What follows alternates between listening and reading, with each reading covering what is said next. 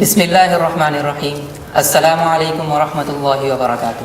ناظرین، میں ہوں آپ کا ہوسٹ فروخ حبیب اور میں اپنی اور اپنی پوری ٹیم کی طرف سے آپ کو پروگرام ختم نبوت میں خوش آمدید کہتا ہوں. ناظرین، عقائد کی بنیاد پر اعمال صادر ہوا کرتے ہیں.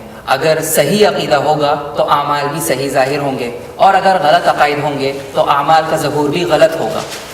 یہی وجہ ہے کہ عقائد کی اہمیت نہایت زیادہ ہے. انہی صحیح اسلامی عقائد میں سے ایک عقیدہ رسالت ہے، جس کی ایک کڑی عقیدہ ختم نبوت ہے. اس عقیدے کے بارے میں ہر مسلمان کو جاننا ضروری ہے، اور نہ صرف یہ کہ اس کے بارے میں اور اس عقیدہ ختم نبوت کے تقاضوں کے بارے میں ہمیں جاننا ضروری ہے، بلکہ ہمیں یہ جاننا بھی بہت ضروری ہے کہ مختلف گروہ اس عقیدے کی کس طریقے سے مس انٹرپریٹیشن کرتے ہیں، جس کی وجہ سے وہ یہ چاہتے ہیں کہ اپنی نفسانی خواہشات کو اسلام کے لبادے میں سادہ لوگ مسلمانوں کے سامنے پیش کر سکیں. اسی وجہ سے اسی عقیدے کی ترویج اور اشاعت کے لیے یہ پروگرام ترتیب دیا گیا ہے، جس کے اندر ہم اپنے گیسٹ اسپیکرز کو انوائٹ کریں گے اور ان سے انٹرویو کریں گے، تاکہ ہمارے ناظرین اس عقیدہ ختم نبوت کے بارے میں زیادہ سے زیادہ جان سکیں. تو آئیے اس پروگرام کا ہم آغاز کرتے ہیں. آج ہم نے اپنے اسٹوڈیو کے اندر ایک بہت ہی معروف شخصیت کو جو ہے وہ دعوت دی ہے.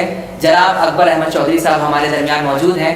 السلام علیکم ورحمۃ اللہ وبرکاتہ. وعلیکم السلام جناب، بڑی خوشی ہوئی دوبارہ آپ سے مل کے. جی بالکل، مجھے بھی بہت خوشی ہوئی. سب سے پہلے تو میں اپنی اور اپنی پوری ٹیم اور ناظرین کی طرف سے آپ کا شکر گزار ہوں اور آپ کو اس پروگرام میں خوش آمدید کہتا ہوں. تو انشاءاللہ اب پروگرام کا آغاز کرتے ہیں. سب سے پہلے تو اکبر چودھری صاحب یہ بتائیے کہ ہم یہ جانتے ہیں کہ اسلام کی اپنی ایک شناخت ہے، اور ہر معاملے کے اندر اسلام نے اپنی شناخت کو برقرار رکھا ہے. لیکن ہم یہ دیکھتے ہیں کہ جب بھی قادیانی جماعت کا مسئلہ آتا ہے تو اس بارے میں ہم کافی زور و شور سے اویئرنیس کی کیمپین چلا رہے ہوتے ہیں. تو آخر اس کی کیا وجہ ہے کہ ہم اس معاملے کو اتنی زیادہ اہمیت دے رہے ہیں؟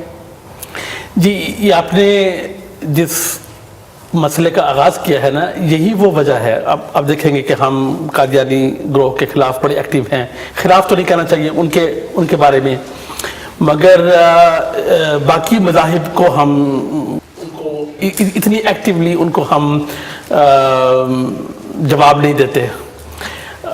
جی میں اصل میں خطا کرامی معاف، لیکن میں اصل میں میرا سوال یہی ہونا چاہیے، میں یہی آپ سے پوچھنا چاہتا تھا کہ کیا وجہ ہے کہ دوسرے گروہ بھی تو ہیں جو اسلام کے سے مختلف ہیں اور اسلامی عقائد کے ساتھ ان کا جو ہے کوئی جوڑ نہیں ہے، لیکن ہم ان کے بارے میں اتنی زور و شور سے کیمپین نہیں چلاتے، جبکہ قادیانیوں کے بارے میں یا قادیانی جماعت کے بارے میں جب بھی کیمپین کا مسئلہ آتا ہے تو ہم اس کو بہت زیادہ اہمیت کی نظر سے دیکھتے ہیں. بالکل، جس طرح آپ نے فرمایا یہ شناخت کا مسئلہ ہے. اچھا، باقی گروہ جو ہیں یا باقی مذاہب جو ہیں وہ اپنے آپ کو مسلمان نہیں کہتے. ہمیں کوئی بحیثیت انسان، بحیثیت مسلمانوں کے کسی کو اسلام سے نکالنے یا ڈالنے کا اختیار اتنا حاصل نہیں ہے، مگر علماء دین نے متفقہ طور پر یہ ایگریڈ ہیں کہ قادیانیوں کے عقائد اسلام کے عقائد کی پیروی نہیں کرتے. یہ ایک بنیادی، جس طرح آپ نے بتایا کہ نظریہ رسالت ہے. آپ کا لاسٹ ٹیچر، ہمارے لاسٹ ٹیچر محمد صلی اللہ علیہ وسلم ہے. قادیانیوں کے لاسٹ ٹیچر مرزا غلام احمد قادیانی ہیں. ٹھیک ہے، جس طرح ہم تمام پرانے مذاہب کو اور پرانی تاریخ کو اور اپنے عقائد کو رسول اللہ صلی اللہ علیہ وآلہ وسلم کے عدسے میں سے دیکھتے ہیں، اسی طرح قادیانی ہر تعلیم کو، ہر عقیدے کو مرزا غلام احمد قادیانی کے عدسے میں سے دیکھتے ہیں.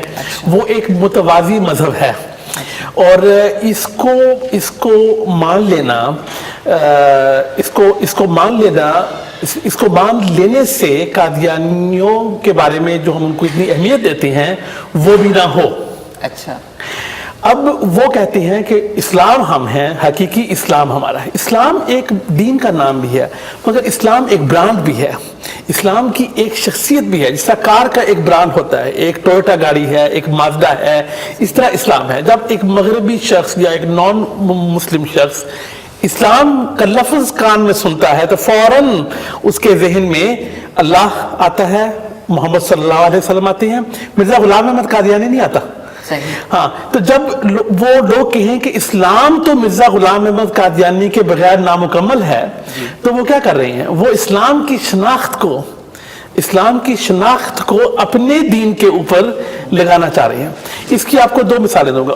مورمونز ایک عیسائیوں میں سے ہی نکلے اور وہ امریکہ میں آباد ہیں, اپنے آپ کو وہ عیسائی ہی کہتے ہیں, اور باقی عیسائی ان کو عیسائی نہیں سمجھتے. ان میں بھی 100 سال پہلے ایک جوزف سمتھ کے نام سے ایک پیغمبر جس کو وہ کہتے ہیں وہ آیا, اور وہ ایک نئی کتاب لے کے آیا. وہ حضرت عیسیٰ علیہ السلام کو بھی مانتے ہیں, مگر وہ چونکہ نئی کتاب لے کے آ گیا, اس سے شناخت ہوئی, وہ ان کا لاسٹ ٹیچر, ڈیفائننگ ٹیچر ہے.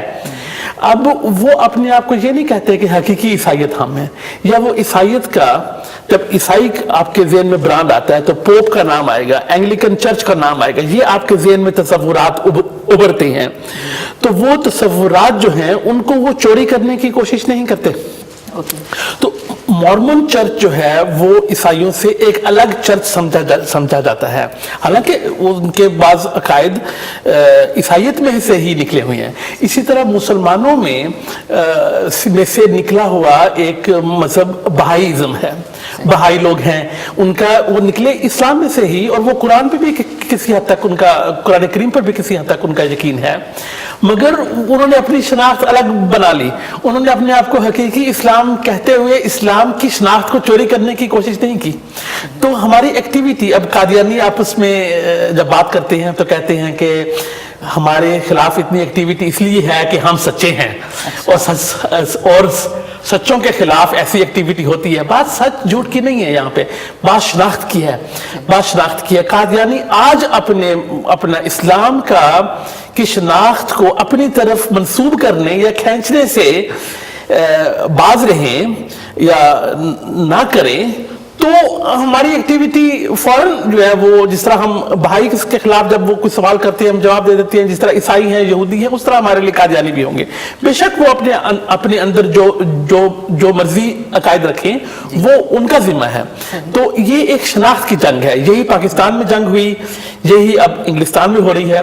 اور مزیدار بات یہ ہے کہ علامہ سر محمد اقبال نے بڑی دور اندیشی سے اور بڑے دور رس سوچ رکھتے ہوئے 1935 کے 34 میں یہ فرمایا تھا کہ مسلمان الگ مذہب, قادیانی مسلمانوں سے الگ مذہب ہیں, متوازی مذہب ہیں, اور ان سے اچھے تو بہائی ہیں. اچھا, یہ آپ نے ویسے بہت اچھا ٹاپک اسٹارٹ کیا ہے, اور بہت سارے اچھے نکات کی طرف آپ نے ابھی اشارہ کیا ہے. انشاءاللہ مزید پروگرام کو آگے لیتے ہوئے چلتے ہوئے ہم ان نکات کی طرف بھی جائیں گے اور ان کو مزید ڈیپ میں جا کے ڈسکس کریں گے. لیکن اچھا, سب سے پہلے مجھے یہ بتائیے کہ انگلستان, جیسے آپ نے بتایا کہ انگلینڈ کی لیول پہ قادیانیوں کی وہ کیا ایکٹیویٹیز ہیں کہ جس میں انہوں نے اپنے آپ کو ایز اے مسلم جو ہے دوسروں کے سامنے اپنے آپ کو انٹروڈیوس کرایا ہو؟ مطلب وہ کیا ایکٹیویٹیز ہیں کہ جن کی وجہ سے انہوں نے اپنے آپ کو بطور مسلم انٹروڈیوس کرایا ہو؟ جی, اب آپ کے سوال کا جواب دینے سے پہلے میں وضاحت کرتا چلوں کہ قادیانی اکثر یہ کہتے ہیں کہ اقبال نے کہ اس فکرے سے مراد یہ تھی کہ بہائی جو کہ بہاءاللہ کو خدا بھی مانتے ہیں, وہ قادیانی جو کہ کم از کم توحید کے قائل ہیں ان سے اچھے ہیں. یہ بات نہیں ہے. انہوں نے شناخت کے حوالے سے بات کی تھی. انہوں نے کسی کو سچا جھوٹا کہنے یا کسی کو اوپر نیچے کہنے کی بات نہیں تھی. انہوں نے کہا تھا کہ اسلام کی شناخت کے کے مسئلے پر بہائی مسلمانوں سے اچھی ہیں کہ انہوں نے جب دیکھا کہ ان کے عقائد بہت ہی مختلف ہیں تو انہوں نے اپنی شناخت بھی الگ کر لی. اب آپ کے سوال کی طرف آتا ہوں کہ آج کل پچھلے گزشتہ ایک سال سے برطانیہ میں قادیانیوں نے جو کیمپین شروع کی ہوئی ہیں وہ خالی تبلیغی سے ہٹ کے برطانیہ میں جو غیر مسلم ہیں، جو یہاں کے بورن ہیں، جو یہاں کے اوریجنل لوگ ہیں، اب تو اوریجنل بہت ساری قومیں یہاں پر آ کر آباد ہیں، مگر جو ہے ان کے نزدیک یہ تاثر دینا چاہتے ہیں کہ پیسفل اور یعنی کہ امن پسند اور حکومت سے وفا کرنے والے اور پروگریسو یعنی کہ لبرل سوچ رکھنے والے اور دوسرے لوگوں کے ساتھ اچھی طرح گھل مل کے رہنے والے مسلمان یہی ہیں. اچھا، اب دیکھیں کس طرح وہ اس ملک میں اسلام کی شناخت کو اپنی طرف منسوب کرنا چاہ رہے ہیں. اگر وہ اپنے عقائد کی تبلیغ کرتے رہیں اور اپنے عقائد جو بھی ہیں ان پہ قائم رہیں، مگر جو ایک مسلمانوں کا یہاں پہ ایک اچھی خاصی تعداد ہے، لاکھوں میں ہے اب تو یہاں پہ، جس کے اندر سے قادیانی آٹے میں نمک کے برابر بھی نہیں ہے، وہ اگر یہ شناخت لیں اور اکثریت کو اس سے ان کی مراد جو امپلائی جس کو کہتے ہیں انگلش میں، کہ اس کیمپین سے ان کی مراد یہ ہو کہ اصل مسلمان تو ہم ہیں، اس ملک میں رہنے کے قابل تو ہم ہیں، باقی تو ہے ہی نہیں ہے. اب اس سے باقی مسلمان کیا ان کے دل پر کیا بیتے گی؟ کیونکہ یہاں پر 99% مسلمان بلکہ اس سے بھی زیادہ جو ہیں وہ صبح اٹھتے ہیں، کام پہ جاتے ہیں، اپنی کمیونٹیز میں، اپنی مساجد میں، اپنے بچوں کے ساتھ، حکومت کے ساتھ ٹیکس دیتے ہیں، اس ملک کے امن پسند باوفا شہری ہیں. تو اس قسم کی کیمپین کرنا ایک تو مسلمانوں کو تکلیف پہنچاتا ہے، اور جو مسلمان نہیں ہیں ان کے سامنے اسلام کا ایک غلط تصور پیش کر کے اپنی شناخت بنائی جاتی ہے. تو اچھا، ہم مزید اب اس گفتگو کو جو ہے آگے لے کے چلتے ہیں. مجھے جیسے آپ نے ابھی ارشاد فرمایا کہ علامہ اقبال نے یہ کہا کہ قادیانیوں سے بہتر تو بہائی ہے، تو لیکن ہم یہ بھی سنتے ہیں، تھوڑا سا کنفیوژن ہے جو کریٹ کرنے کی کوشش کی جا رہی ہے کہ علامہ اقبال خود بذات خود یا تو قادیانی تھے، یا علامہ اقبال صاحب رحمۃ اللہ علیہ جو تھے وہ قادیانیت کو سپورٹ کرتے تھے، یا پھر اتنا کہ وہ اس سے متاثر ضرور تھے. تو اس کے بارے میں آپ ذرا بتائیے، کیونکہ ایسی کچھ باتیں ملتی بھی ہیں کہ جس میں انہوں نے کھل کر جو ہے یہ کہا بھی ہے کہ قادیانی مطلب ان کی تعریف کی ہے قادیانیوں کی. تو اس کے بارے میں آپ کیا بتائیں گے؟ 2 ہفتے پہلے اقبال ڈے تھا، اور جہاں تمام پاکستانی اور مسلمان ٹی وی چینلز پر علامہ اقبال کی تعریف کر رہے تھے، ایک عظیم مفکر کی، شاعر کی تعریف کر رہے تھے، وہاں پہ قادیانی اپنے ٹی وی چینل پر علامہ اقبال کی برائی کر رہے تھے. اچھا، ہاں، تو یہی وہ وجہ تھی. اگر یہی آپ فرق دیکھ لیں کہ سارے اسلامی چینل، ہر مکتبہ فکر سے تعلق رکھنے والے، ہر مسلک سے تعلق رکھنے والے اقبال ڈے پر یہ کہہ رہے ہیں اور قادیانی یہ کہہ رہے ہیں، ٹھیک ہے، اور جس میں کہ حقیقت بھی اتنی نہیں ہے. تو اسی سے آپ کو فرق پتہ چل جاتا ہے کہ علامہ اقبال نے یہ کیوں کہا کہ یہ ایک الگ مذہب ہے. جن کا دل پاکستان کے دل کے ساتھ دھڑکتا نہ ہو، جن کا دل مسلمان کے دل کے ساتھ دھڑکتا نہ ہو، وہ کہاں کے مسلمان ہوں گے؟ وہ کیسے اپنے آپ کو اس ملت میں شامل رکھتے ہیں؟ تو یہ پھر شناخت کا مسئلہ آ جاتا ہے. علامہ اقبال کے شعر سے میں آغاز کرتا ہوں. فرماتے ہیں، ہے زندہ فقط وحدت افکار سے ملت، وحدت ہو فنا جس سے وہ الہام بھی الہاد، مسکینی و محکومی و نومیدی جاوید، جس کا یہ تصوف ہو وہ اسلام کا ایجاد. سبحان اللہ، ماشاءاللہ. چونکہ مرزا غلام احمد بھی الہام کا دعویٰ کرتے تھے. مجھے لگتا ہے کہ چونکہ علامہ اقبال قادیانیوں سے اچھی طرح واقف تھے، اس لیے یہ شعر انہوں نے شاید اسی لیے کہا ہو کہ مسکینی و محکومی و نومیدی جاوید. نومیدی کہتی ہیں نا امیدی کو، جاوید کا مطلب ہے مسلسل. ایک مسلسل نا امیدی. میں بچپن سے سنتا آیا ہوں کہ پاکستان آج تباہ ہو جائے گا، آج تباہ ہو جائے گا، اس سال تباہ ہوگا، اس سال نہیں تو اگلے سال तबाह हो जाएगा। अंग्रेज की वहां पे बात मानो, कभी उसके खिलाफ आवाज भी ना उठाओ, वो गलत करे या सही करे। तो ये अल्लामा इकबाल की मुराद थी, मिस्कीनी हो, महकूमी हो, नौमीदी है जावेद, जिसका ये तसव्वुफ हो वो इस्लाम का रजात। ठीक है, तो ये किस स्टेज पे आके हुआ, ये 1934-35 की ये ज़रब कली में से ली गई है। अच्छा, हाँ, बल्कि मेरा कादियानियत को छोड़ते वक्त जो मुतालिया था उसमें अल्लामा इकबाल का भी बहुत हिस्सा और हाथ था। इन्होंने कादियानियों के बारे में, मिर्ज़ा साहब के बारे में 2-4 इनकी नज़में हैं, इनका तसव्वुफ है, चूंकि ये बहुत करीब